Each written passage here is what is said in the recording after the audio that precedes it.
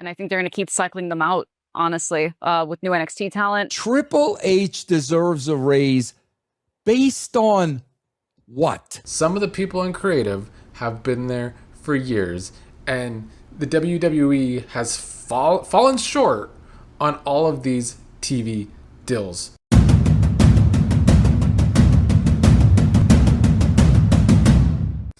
Welcome back, everybody, to the Pro Wrestling Diagnosis, where I will give my thoughts on this Monday of the past week of professional wrestling. Although I want to start with some clips from a Devon Dudley video that were from a little over a week ago, talking about some of the WWE cuts with the old Karrion Kross, who has been cut by the WWE, I believe, last year.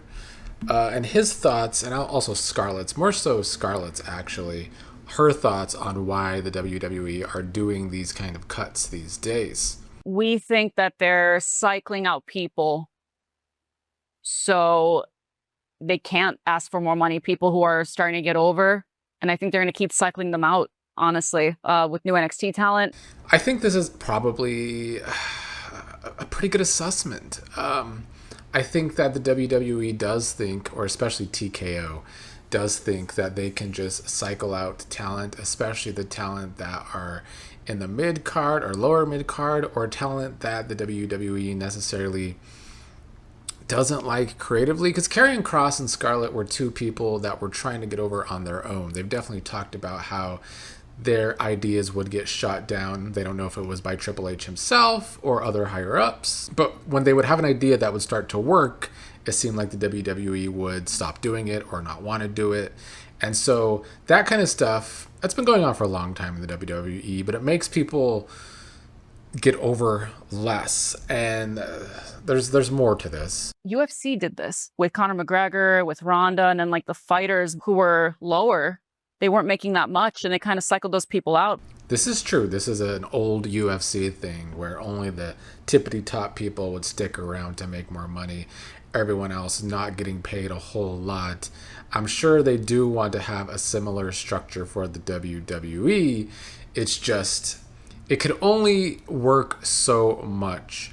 I will say this, though, because a lot of blame gets put on the wrestlers when they can't get over. But it all comes down to creative. And if they like you and want to push you, if they are going to give you good ideas. The Coach and Bro show with Jonathan Coachman and Vince Russo. Russo brought up a very good point that I agree with a lot. Eric Bischoff was saying that Triple H deserves a raise. First of all, Eric Bischoff saying this, it makes sense coming from him, because Bischoff to me was someone that just overpaid people. WCW bled through so much money because they had Turner's pockets to go through, but it wasn't exactly a great idea in the long run. So no, I don't think Triple H has earned a raise, especially over the past year. And Vince Russo will break down even more reasons why than what I was thinking. Triple H deserves a raise based on what? The television numbers are down. I was reading yesterday, Netflix 1.7 over the entire week, the lowest number since February. Okay? Stop it. Yeah. Okay. I didn't see that. They did 10,000 people in an arena that fits 20,000 people on Monday. So those are the ideas I was thinking. There's another idea, though, that he brought up, which is like, yeah, that's when it clicks, when you're like, yeah, like, what is the business model? But first, let's touch upon these two things. The WWE gets all these big, major TV deals. Fox hated it. Fox tried out the WWE. The WWE did not meet those expectations. That obviously Nick Khan is a great talker, can make these deals. He's great at doing that. But they always fall short of what they tell these networks they think they can get. And is it because of poor creative? Yeah, I think so. Or just lazy creative, maybe. And then, ticket sales, that's a double thing, though, because, like, they're too expensive. WWE ticket sales are too much. We're seeing a lot of concerts being canceled this year because they're just not able to sell the tickets at the prices that they want to sell them for. The demand is not matching the cost of these live events anymore. But Russo's other point is a point that I really like. 23 people were released. Those are people you hired, you were supposed to develop, you swung and missed, and they're gone. Russo talks about how these people were fired because the WWE could not get them over. And I agree with that. Furthermore, we barely see people get fired from creative. I know Road Dogg got thrown under the bus, probably deservingly so, for anyone that watched WWE Unreal, although editing could have threw him under the bus there too. I never thought Road Dogg was good at creative, though, personally. But, like, if it's easy to cut all these wrestlers to save money, and I'm sure a lot of these wrestlers are making more than most of the writers, but you could also save money if you would just either hire better creative or get rid of some of this creative at the tippity top that clearly is not working because they've been there for years. Some of the people in creative have been there for years, and the WWE has fallen short on all of these TV deals. One more thing from the Coach and Bro show I did want to touch upon was Jonathan Coachman bringing up The Rock being on the roast of Kevin Hart on Netflix, looking like he was having fun, and yet we never see him in pro wrestling anymore in the WWE, despite being on the TKO board. To watch him in that element, and there were tons of stars there. Like, all the big comedians that work for Netflix were there. I mean, gigantic stars. And I'm sitting there watching him going, man, he looks happy. He surprised him. And I can't help but think when I'm watching Vince, man, what it would be like if he was still involved in WWE right now. That's the first thought that went through my head. And he still loved it. You know, The Rock is always entertaining. Was he the best at the Kevin Hart roast? No. But was he still entertaining? Yeah, I think so. And they would go on the Coach and Bros show to talk about how it could just be the problems that Triple H and The Rock have always had. And I'm sure that is a part of it. But clearly something happened between The Rock and the WWE where he just, after Cena turned heel, he just completely disappeared, has not talked about it since. He still works with TKO, but has nothing to do with the WWE. I even feel like the Netflix deal was made with The Rock in mind, and yet he's nowhere to be found. And I do think that's bad for everybody, but I guess that's what happens with politics and all the drama behind the scenes. And there continues to seem to be so much more drama behind the scenes than whatever sort of drama they actually want to show us with their storylines. And that, again, said it for a long time on this channel, that is a big problem. But let's get to my rankings over the past week of pro wrestling TV shows. Starting in last this week, I have TNA Impact in last place. It is down one spot from last week. It is definitely one of the worst things going on television wrestling, for sure. I honestly don't even know what to say about this past week on Impact. The thing is about that week is I feel like they really tried to put on this great main event, which was a change from the past few weeks. They also had a street fight between AJ Francis and Casey Navarro, but like, not even a street fight could make me care about that long, drawn-out feud. The main event was a 2 out of 3 falls match between Leon Slater and Cedric Alexander, with Leon Slater trying to go for the record of X Division title holder, the longest title reign. What I hated about this match, and I'm going to always harp upon this when I do my wrestling videos on this channel. So we have the first 2 falls. Leon Slater wins pretty easily. Alexander has to struggle to win the second fall. And then the third fall, it becomes a kick-out contest. And you're doing this in the third fall after you already lost twice. Suddenly, both wrestlers are able to kick out of everything. That shit is fucking stupid. It is a complete lack of logic in these wrestling matches these days. And the truth is, they all saw that first Undertaker and Shawn Michaels match at that first WrestleMania, I want to say 25. They saw the kickouts in that match, not realizing there was so much history, so much years of buildup with these two, so many years of these two protecting their finishing moves. But now everybody thinks they could just kick out of everything and it's going to be just as good. No, it's stupid and illogical, and you haven't earned it. I do like Leon Slater, and he is one of the only things about Impact keeping it together. But that match was not enough for me to not put TNA in last place. In 7th place is SmackDown, down 1 spot. I already did my SmackDown review. I talked about, going back to that WWE creative. The Gunther shit is like the biggest example of what I was talking about when it comes to this modern WWE booking, where there is no logic. Gunther wants to go to SmackDown. He makes a deal with Paul Heyman to do so. But yet, they're writing him like he's afraid to sign the contract about Cody Rhodes. And yeah, it comes off like it's on my time. But that doesn't make sense. It doesn't make sense. He came to SmackDown to get the title shot. Why is he waiting to get that title shot? He took out Cena for his career. He took out AJ Styles for his career. And now he's acting like he's afraid of boring old Cody Rhodes. Illogical, stupid booking. SmackDown is just so inconsistent. There is almost nobody on SmackDown that has a consistent character right now besides Sami Zayn, because he gets a little bit of time every week so that we can see his descent into becoming a heel again.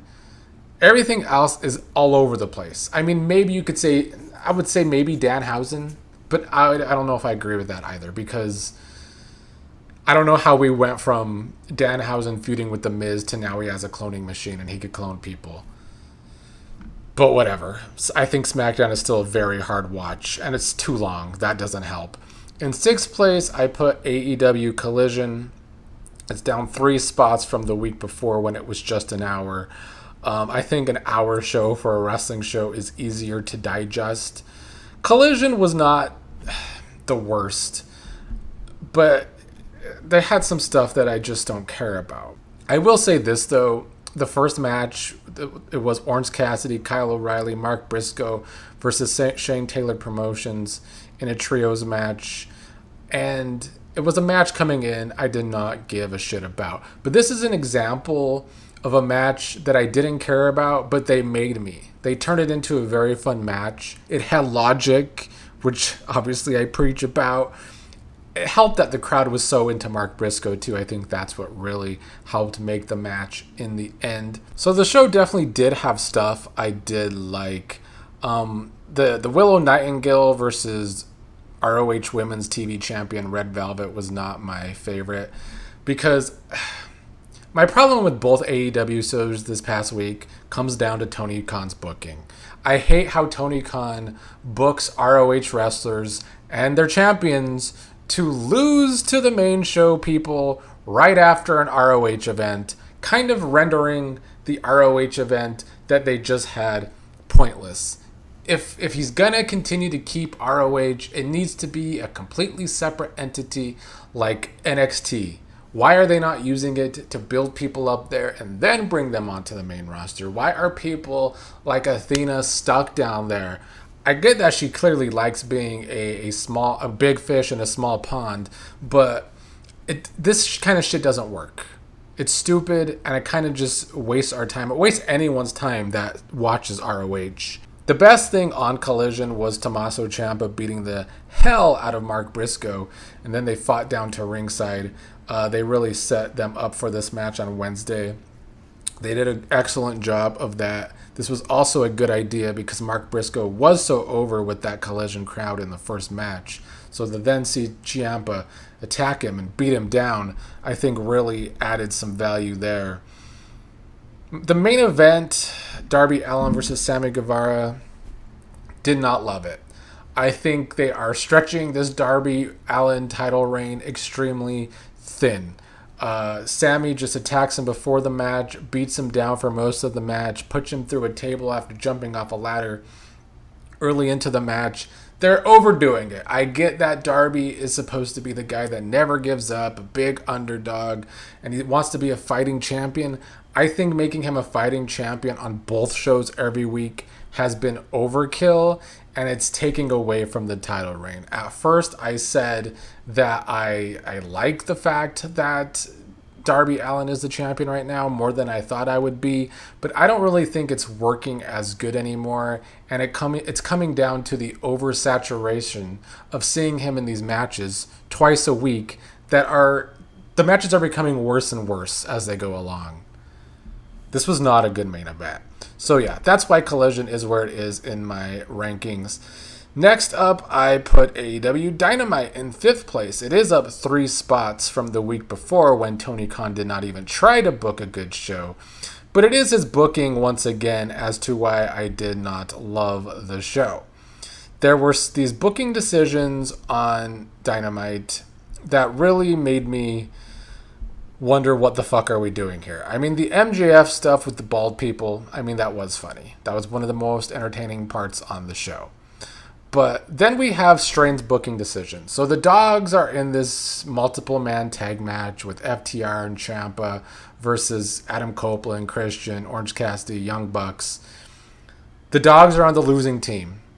After they lose, we have this big announcement from The Demand and Mark Davis to introduce them as part of the other members for the big match on their pay-per-view.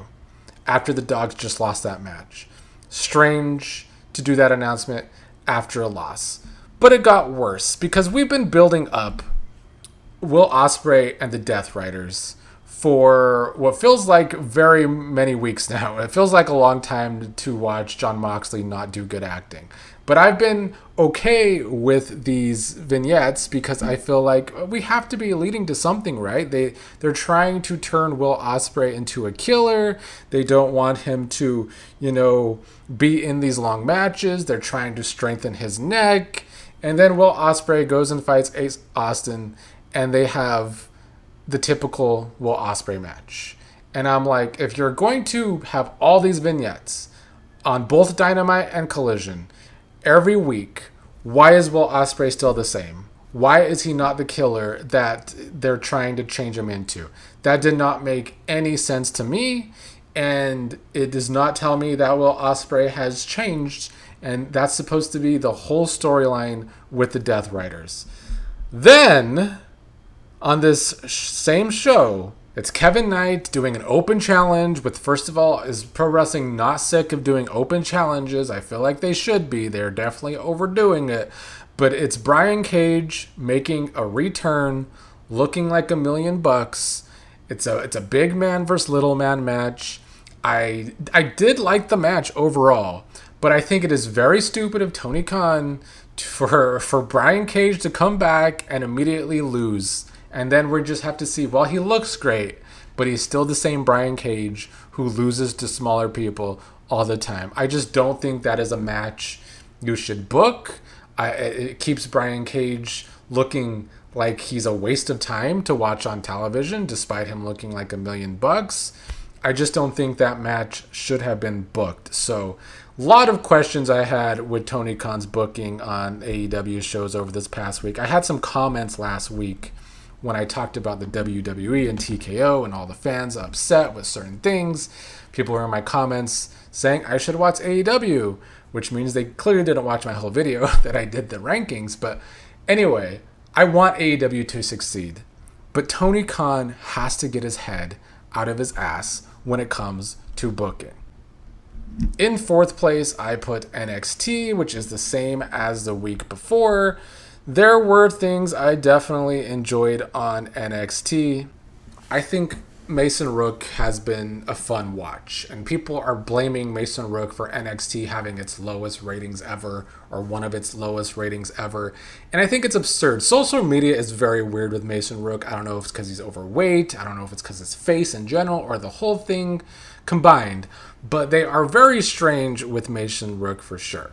But I thought this was a good segment where he got to jump on over the top rope onto people.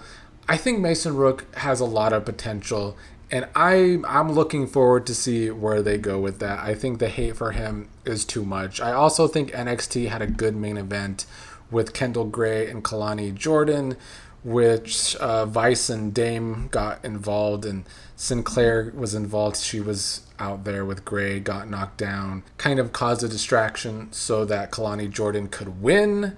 I think Kalani Jordan has a good heel thing going right now, and that is good for her.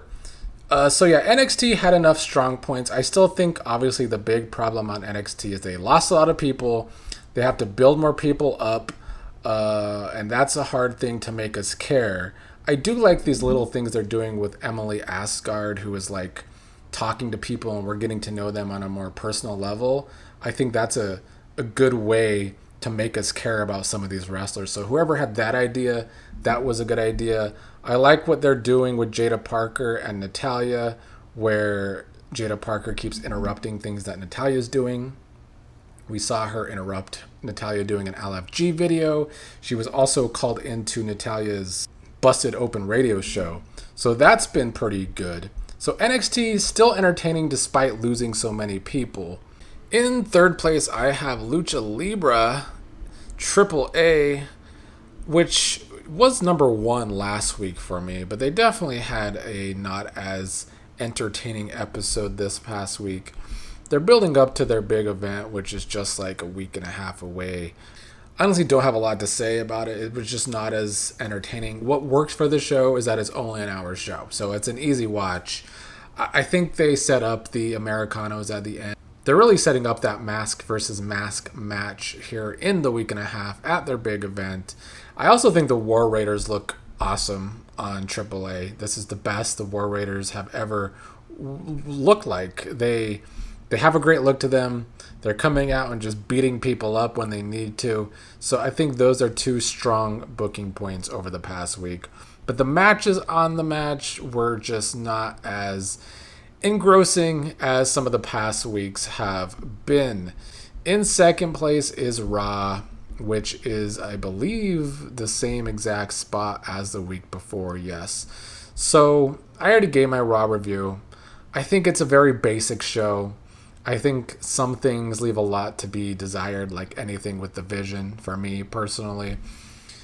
I like that they turned Sol Ruka's botch on her kind of debut with Becky Lynch into a storyline where she just lost the match to Io Sky, and Becky Lynch is telling her maybe the lights are too bright for her, maybe it's too soon for Sol Ruka to be on the main roster. I actually think, even though, Sol Ruka's looking like a rookie, I think that's kind of a storyline. Why can't she look like a rookie to the main roster?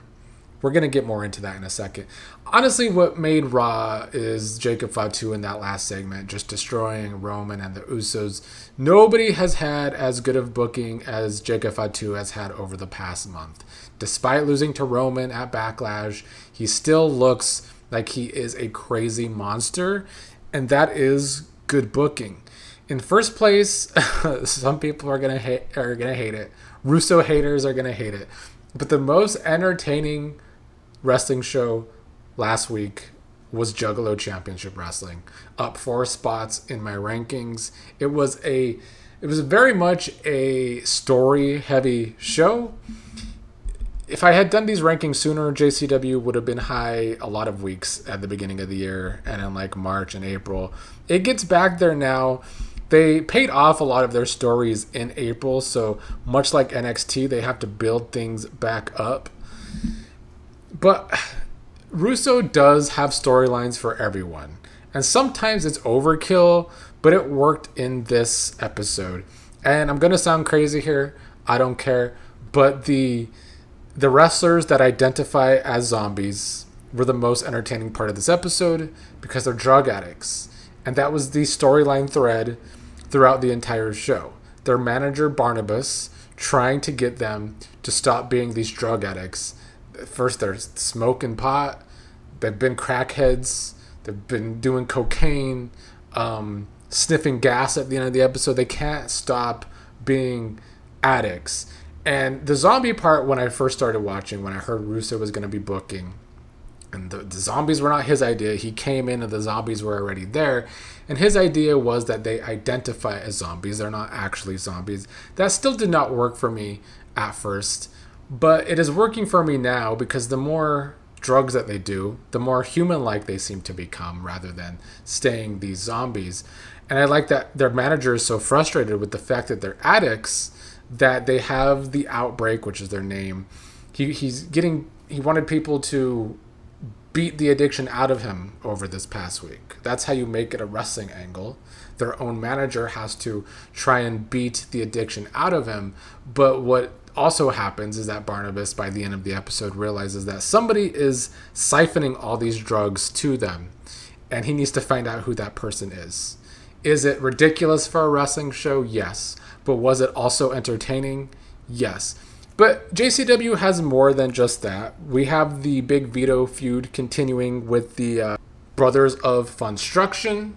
I've talked about it here the past few weeks that Big Vito is very entertaining to me.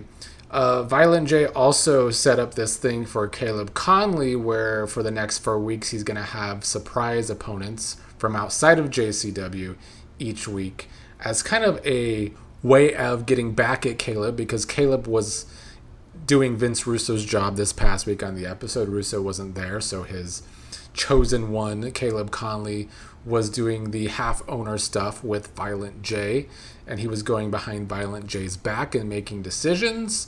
So that's a good way to set up the next few episodes. Makes you want to see who's going to be jumping over to JCW to take on Caleb Conley.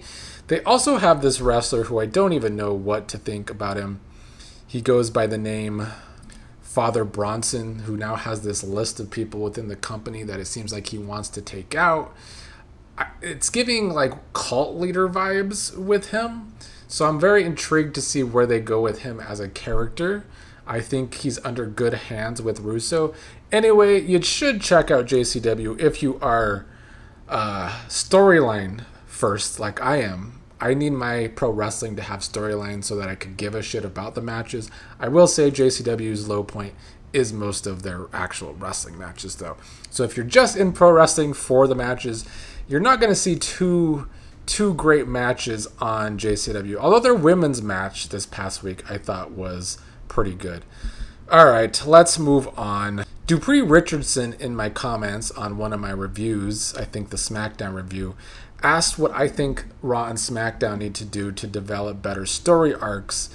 And as I said in the comments and as I've been saying, I think Raw is consistent, but it's very low-key and it's very boring outside of Jacob Fatu right now. I think they could actually take a page out of Vince Russo's book and maybe give us a swerve here or there, because I do think Raw is very predictable.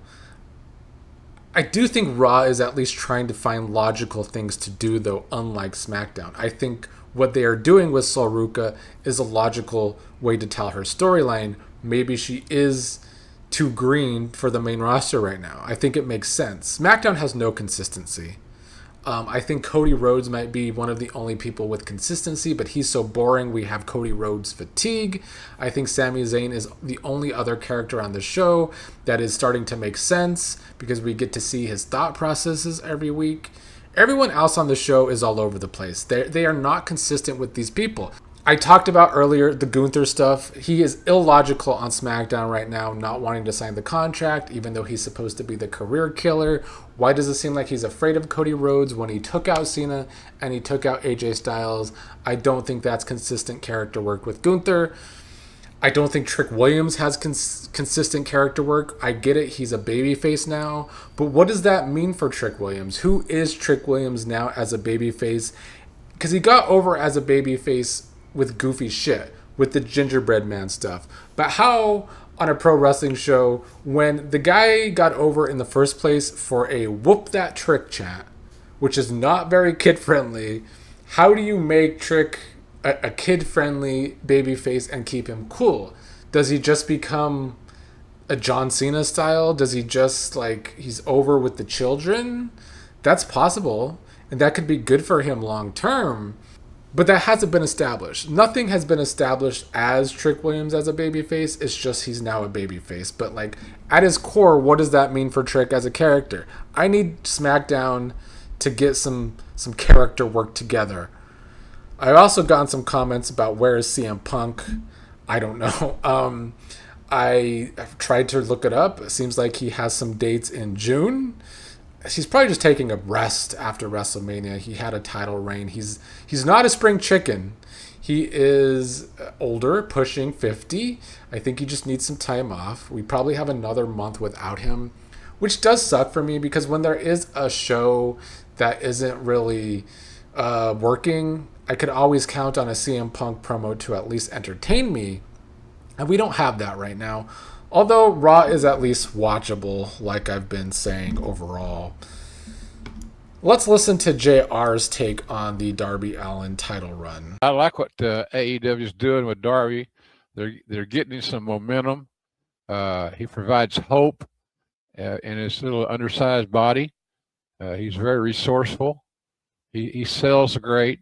So I'm very pleased with where AEW and Tony Khan are heading with Darby Allin. He's a player, and people cheer for the underdog. And whether he's a champion or he isn't, he's the underdog. I agree with JR here, and I think that is why I liked the Darby Allin title reign more than I thought I would, because despite being champion, he still is the underdog, and that works, and that is why him as a fighting champion does work too. That is why him not giving up in these matches does work. I still contend with what I said earlier. Him being a fighting champion on both Dynamite and Collision every single week has kind of made his matches worse and worse as this title reign has gone along to me, because it's kind of just, let's do this extreme thing to Darby Allin in the match and he's still going to kick out and win the match in the end. That gets old fast. So I do feel like there is a part of his title reign that is getting old because he's just being booked the same way every single episode of an AEW show. Let's listen to Bryan Alverez. I have to disagree with him again, much like last week. You know, last week he was talking about how the clone stuff in the Danhausen match made sense. But this week, he doesn't like how Sol Ruca is being booked, apparently. I do not like what they're doing with Sol Ruca. You're telling me? Golly. You know, they have done so good with like everyone they've called up. She screwed up her finish. She got beaten her first night in, and she missed her finish and got pinned here. That's not good. Losses aren't everything when you have a storyline. This is completely different than, say, Ricky Saints on Smackdown, who I don't feel like has a storyline. He's just had a very weak debut on the main roster. They're turning Sol Ruca botching her move, which was her fault, into a storyline. She loses her next match to Io Sky. It's not like she lost to some random person. It's not like she lost to some jobber. She lost to Io Sky. I mean, we got to give it some time, because I actually think it is a very logical thing to do. Let's make her seem like she might not be ready for the main roster. You can build that up well. Wins aren't everything. And more so just for Bryan Alvarez, how can he defend the logic in the match with Danhausen? Well, he had a clone machine, so of course more clones came out, but you don't see the logic in this booking. I'll never understand some of these people in wrestling. But I will take Bryan Alvarez takes over fucking Dave Meltzer any day, because Dave Meltzer just wants to make excuses for AEW when that kind of stuff needs to stop. Let's listen to this. This is in regarding the Will Ospreay stuff that I already talked about, where there is a complete lack of logic to Moxley trying to turn him into a killer, but we don't see a difference in Ospreay when it comes to a wrestling match. That's a disconnect between the character and the wrestling and the storyline. God, that match with Ace Austin. Like, the match in a vacuum was good, but it was like, bro, this was your first match since A, you allegedly got cleared, B, you've been trained to be a killer from the Deathriders, C, Jon Moxley just gave you a speech about don't give so much, just go out there and kill this fucking guy. 15 minutes to beat Ace Austin. Yeah. It's like, oh my God, dude. Like, doesn't matter. He's got to be a killer, Dave. I mean, I will say one thing about Dave Meltzer. He makes me laugh unintentionally. He just says, it doesn't matter. But it does matter. It does matter. That's the storyline they're trying to tell. If it doesn't matter, why are we getting all of these vignettes with Jon Moxley and his terrible acting, which I'm giving it a pass because I want to see the storyline play out. But if the matches mean that Ospreay doesn't change, what's the point of the storyline in the first place? And I think Bryan Alverez has it right. He's got to be killer. They're literally telling that story everywhere except in the ring. He's got to kill Ace Austin. I don't worry about this stuff because we've already proven for years that it doesn't matter. It's supposed to matter, Dave. It's supposed to matter. This guy's supposed to be headlining Wembley. We got tickets to sell. This kind of defense for AEW is why AEW fails with the overall audience, because they want the biggest fans, like Dave Meltzer of AEW, want to make excuses for the product rather than call out the lack of logic of what we're seeing. Why would anyone stay interested in this storyline if it's not going to translate to the match? Because if not, it's just a big waste of time. It is just the Asuka and Io Sky and Kairi Sane stuff all over again, which was a big waste of time in the end because Kairi Sane's just gone and Asuka and Io Sky hug it out in the end. And that's why, as extreme as the storyline is in Juggalo Championship Wrestling, where these people who identify as zombies are drug addicts, at least it translated to a reason in the match when their manager wants to try and beat this addiction out of them because it's gone too far. That makes sense. And Tony Khan is actually given props to Vince Russo in Juggalo Championship Wrestling, saying it's an entertaining show. But I wish he would learn something from that kind of writing, that your storylines and your character development have to translate to the ring too. And it didn't happen for Will Ospreay on this past Dynamite. And Bryan Alverez was right there, and Dave Meltzer was wrong. Last thing I want to listen to is Jim Cornette's thoughts on the whole gingerbread man debacle. But it's one thing that the heels brought out the gingerbread man to fucking make fun of Sammy, and actually the heels were the baby faces, and it ended up working into the story. But no, that's the same thing as when the idiots at AEW got too full of themselves and started going along with Tony Storm being a legitimate movie star, or just going along with Tony Storm instead of thinking she was crazy. I mean, I don't think Jim Cornette needed to bring AEW into this argument and try and attack the Tony Storm angle. I think they have at least tried storylines with Tony Storm. I don't think they always take it seriously that she's not crazy. But I do agree with him on the gingerbread man stuff, because there are things in pro wrestling that go too far. And Sami Zayn beating up a costume of a gingerbread man didn't really help their feud out. Trick Williams got it over by calling Sami Zayn the gingerbread man, and it was all fun. But they took it too far with the gingerbread man stuff. I still contend that.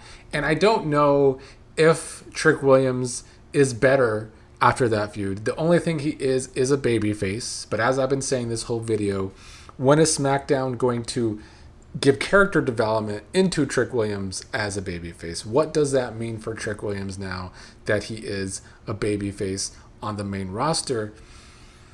But yeah, Sami Zayn beating up a costume, and then we have a funeral for a costume. It's stupid. Anyway, those are my takes this week on pro wrestling. I'll be back this week for reviews, maybe another video like this one, another diagnosis if I have the time midweek. Go maybe more in depth on a Dynamite or something if I have the time.